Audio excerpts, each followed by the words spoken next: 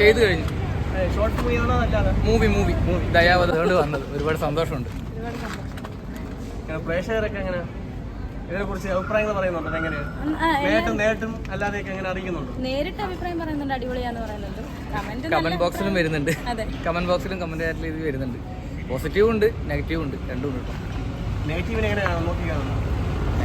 നെഗറ്റീവിന്റെ വഴിക്ക് നോക്കി കാണുന്നുണ്ട്, പോസിറ്റീവ് വഴിക്ക് നോക്കി കാണുന്നുണ്ട്. അത്രേ പോസിറ്റീവിനെ എങ്ങനെയാണ്? പോസിറ്റീവ് ആകുമ്പോൾ നമുക്ക് അടുത്തൊരു വർക്ക് ചെയ്യാനുള്ള ഒരു എനർജി. നെഗറ്റീവ് അറിയുമ്പോൾ നമുക്കത് ഒന്നുകൂടെ ബെറ്റർ ആക്കണം തോന്നുന്നുണ്ട്. അത്രേ ഉള്ളൂ. പുതിയ വർക്കൊക്കെ വരുന്നു, ഒരുമിച്ചുള്ള പുതിയ വർക്കുകൾ നടക്കുന്നുണ്ടോ?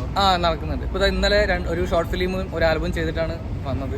പിന്നെ അടുത്തൊരു വർക്കിന് വരുന്നുണ്ട്. നിങ്ങൾ രണ്ടുപേരോട് ഒരുമിച്ച് ഒരു സിനിമ അവസരം കിട്ടിയാൽ ഞങ്ങളിപ്പോൾ ഒരു സിനിമ ചെയ്തുകൊണ്ടിരിക്കുന്നുണ്ട്. ചെയ്തു കഴിഞ്ഞു.